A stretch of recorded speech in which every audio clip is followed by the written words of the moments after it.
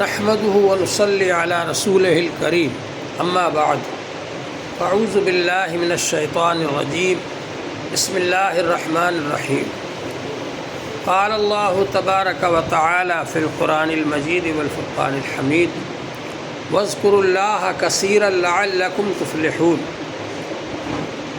محترم حضرات، اللہ جل شانہ کا بڑا کرم ہے، اس کا احسان ہے کہ اس نے ہمیں اور آپ کو یہ جسم عطا فرمایا، اور اللہ تعالیٰ نے اس میں جان ڈالی، روح ڈالی، اور اللہ تعالیٰ نے اس بدن کو اور اس زندگی کو باقی رکھنے کے لیے ہمارے لیے کھانے کا انتظام فرمایا، پینے کا انتظام فرمایا، زندہ رہنے کے لیے سانس لینے کا آکسیجن کا انتظام فرمایا۔ یہ اللہ تعالیٰ کا احسان ہے، یہ اللہ تعالیٰ کی نعمتیں ہیں۔ اسی طرح سے انسان کی روحانی زندگی بھی ہے۔ جس طرح سے جسمانی زندگی کو باقی رکھنے کے لیے اللہ تعالیٰ نے کھانے پینے کا انتظام فرمایا، سانس لینے کا انتظام فرمایا، اسی طرح انسان کی روحانی زندگی بھی ہے۔ اور روحانی زندگی اصل ہے، یہ جسم روح کے تابع ہے۔ جب تک روح باقی رہتی ہے تو جسم باقی رہتا ہے، اور روح نکل جاتی ہے تو یہ جسم بیکار ہو جاتا ہے، مردہ ہو جاتا ہے۔ اسی طرح سے انسان کا جو جسم ہے یہ ظاہری غذا سے باقی رہتا ہے، اور انسان کی روح جو ہے اس کو باطنی غذا چاہیے۔ حضور پاک صلی اللہ علیہ وآلہ وسلم نے ارشاد فرمایا ہے، مثل الذی یذکر ربہ والذی لا یذکر مثل الحی والمیت۔ اس شخص کی مثال جو اللہ کو یاد کرتا ہے، اور اس شخص کی مثال جو اللہ کو یاد نہیں کرتا، زندہ اور مردہ جیسی ہے۔ اللہ کو یاد کرنے والا زندہ ہے، اور جو اللہ کو یاد نہیں کرتا وہ مردہ ہے۔ جو اللہ کو یاد کرتا ہے وہ اللہ کی نظر میں بہت قابل قدر ہے، اور جو اللہ کو یاد نہیں کرتا وہ مردوں جیسا ہے۔ جیسے مردہ ہوتا ہے، اسی طرح سے وہ لوگ ہیں جو اللہ کو ذکر نہیں کرتے، اللہ کو یاد نہیں کرتے۔ تو اللہ کو یاد کرنے سے انسان کا مقصد حیات پورا ہوتا ہے، مقصد زندگی پورا ہوتا ہے کہ انسان کو جس مقصد کے لیے بنایا گیا وہ کیا ہے؟ اللہ کو یاد کرنا، اللہ کو یاد رکھنا۔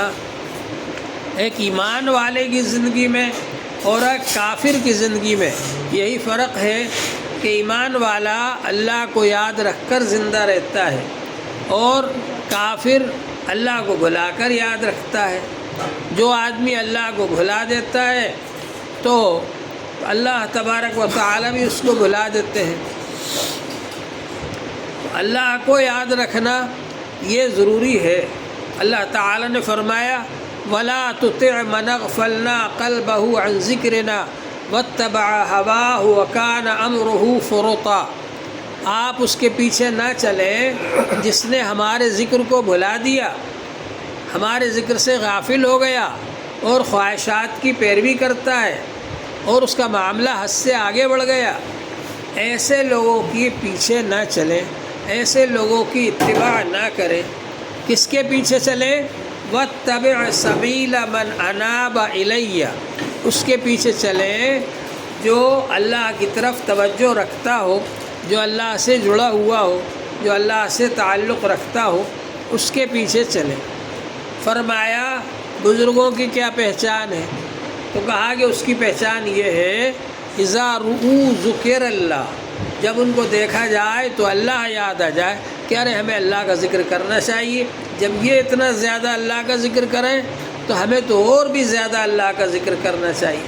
تو اللہ کے جو ولی ہوتے ہیں، اللہ والے ہوتے ہیں، وہ ہر وقت اللہ کا ذکر کرتے رہتے ہیں، اور ان کو دیکھ کر دوسروں کو بھی یاد آتا ہے کہ ہمیں بھی اللہ کو یاد کرنا چاہیے۔ تو ذکر الہی یہ ایسی چیز ہے کہ آدمی ہر وقت ذکر کرتا رہے، ہر حال میں ذکر کرتا رہے۔ حضور پاک صلی اللہ علیہ وآلہ وسلم کے بارے میں حضرت عائشہ رضی اللہ عنہ فرماتی ہیں، یذکر اللہ فی کل احیانہ۔ ہر وقت آپ اللہ کا ذکر کرتے رہتے تھے۔ انسان جب ہر وقت اللہ کا ذکر کرتا رہے گا تو وہ ہر وقت اللہ کی نگرانی میں رہے گا، اللہ کی رحمت کے سائے میں رہے گا، اللہ کی برکتیں اور نعمتیں اس پر اترتی رہیں گی، اللہ تعالیٰ کا فضل اس پر ہوتا رہے گا، اور پھر یہ ظاہری مصیبتیں اور پریشانیاں جو آتی ہیں اللہ تعالیٰ اس سے بچا لیں گے اس آدمی کو۔ تو کوشش یہ ہونا چاہیے کہ ہم ہر وقت اللہ کا ذکر کرنے والے بن جائیں، اور اللہ کا ذکر ہر وقت کرنے کے لیے، عادت ڈالنے کے لیے یہ تسبیحات بتائی جاتی ہیں۔ انسان کے اندر جب بیماری ہوتی ہے تو اس کو دوا کھلائی جاتی ہے۔ انسان کا دل جو ہے وہ پورے بدن میں سب سے زیادہ قیمتی چیز ہے۔ حضور پاک صلی اللہ علیہ وآلہ وسلم نے ارشاد فرمایا، الا ان فی الجسد لمضغہ اذا صلحت صلح الجسد کلہ واذا فسدت فسد الجسد کلہ الا وہی القلب۔ خبردار، انسان کے بدن میں ایک ایسا ٹکڑا ہے، جب وہ ٹھیک ہو جاتا ہے پورا بدن ٹھیک ہو جاتا ہے، جب وہ خراب ہو جاتا ہے پورا بدن خراب ہو جاتا ہے، اور وہ دل ہے۔ انسان کا دل جب درست ہوگا تو اس کے دل میں حرص نہیں ہوگی، وہ حرص کی وجہ سے چوری نہیں کرے گا، وہ حرص کی وجہ سے لوگوں کا مال نہیں چھینے گا، وہ حرص کی وجہ سے لوگوں کو پریشان نہیں کرے گا، رشوت نہیں لے گا، وہ لوگوں کے ساتھ اچھا برتاؤ کرے گا، وہ دینے والا بنے گا، چھیننے والا نہیں بنے گا۔ انسان کے دل میں جب اللہ سے تعلق ہوگا، اللہ کی محبت ہوگی، وہ لوگوں کی خدمت کرنے والا بنے گا، لوگوں کو ستانے والا نہیں بنے گا، اس کے دل میں حسد نہیں ہوگی، اس کے دل میں بغض نہیں ہوگا، اس کے دل میں کینہ نہیں ہوگا، اس کے دل میں کسی سے نفرت نہیں ہوگی، وہ اللہ سے تعلق جوڑ کر کے اللہ کے بندوں کے ساتھ اچھا برتاؤ کرنے والا بن جائے گا۔ تو انسان کے دل کے اندر بہت ساری بیماریاں ہوتی ہیں، ان بیماریوں کو دور کرنے کے لیے اللہ کا ذکر ہے۔ انسان جب بیمار ہوتا ہے تو ڈاکٹر کہتا ہے کہ یہ دوا لے جاؤ، 3 دن تک روزانہ اس دوا کو کھانا، تب فائدہ ہوگا۔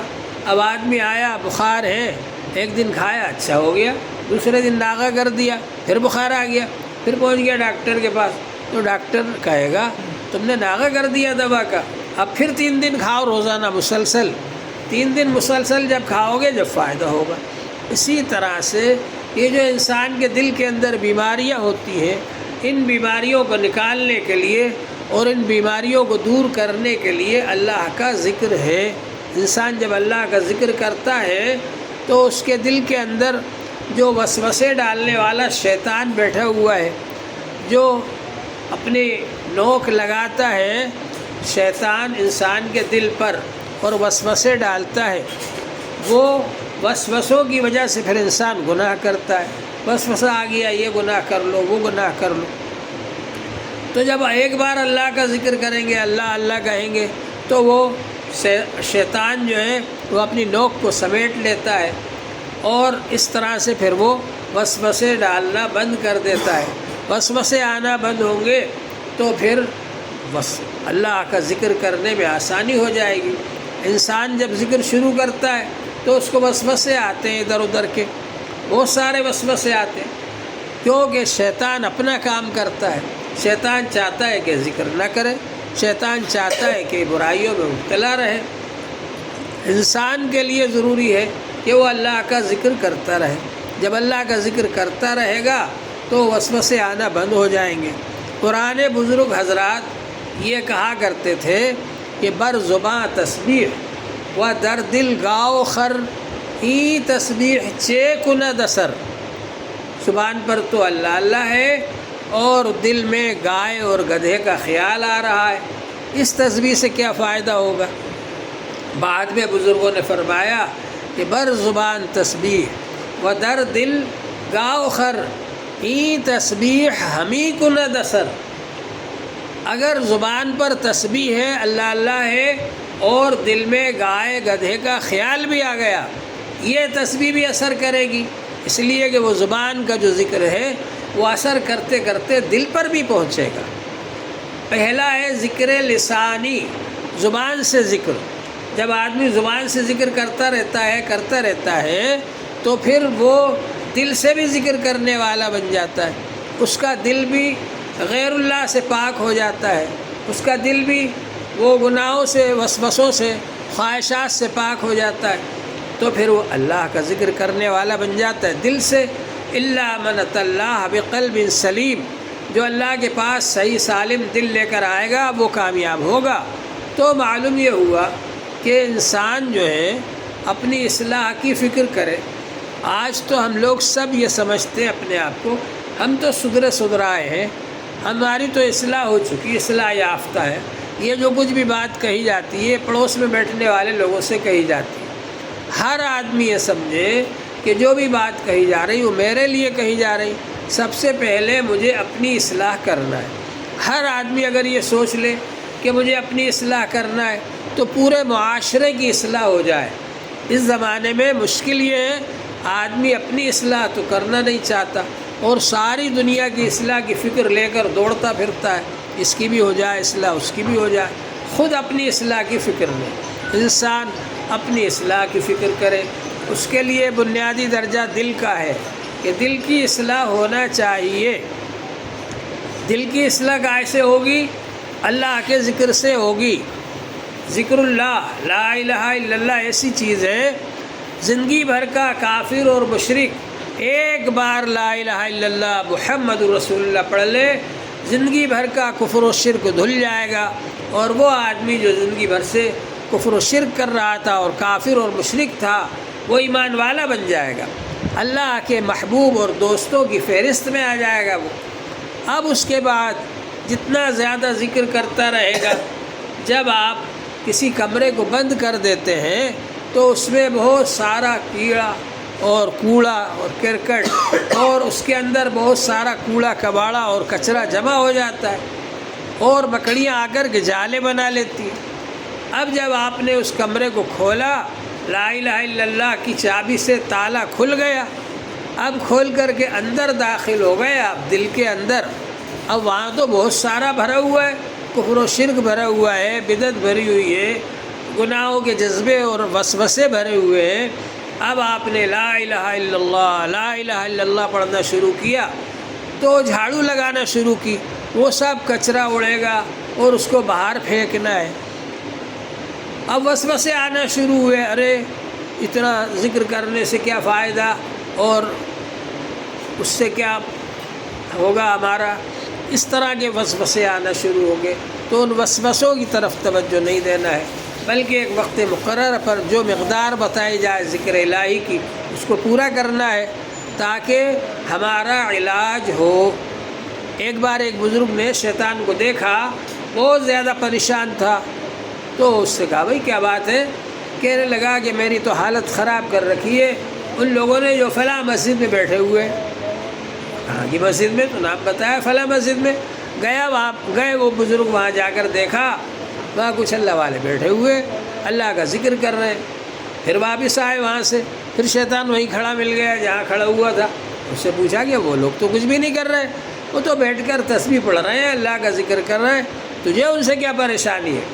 تو کہا کہ مجھے ان سے بہت پریشانی ہے، میں بڑی محنت اور کوشش کر کے لوگوں سے گناہ کرواتا ہوں، وہ لوگ توبہ کروا دیتے، میرا سارا کیا کرایا بیکار ہو جاتا ہے۔ تو انسان جب اللہ کا ذکر کرتا ہے اس کے گناہ معاف ہوتے ہیں اور اس کی برائیاں دور ہوتی ہے، تو انسان اللہ کا ذکر کرتا رہے جتنا زیادہ ہو سکے۔ اس کی عادت ڈالنے کے لیے تسبیحات بتائی جاتی ہیں، ایک وقت مقرر کر کے روزانہ ہم یہ تسبیحات پڑھتے رہیں۔ کیا پڑھنا ہے؟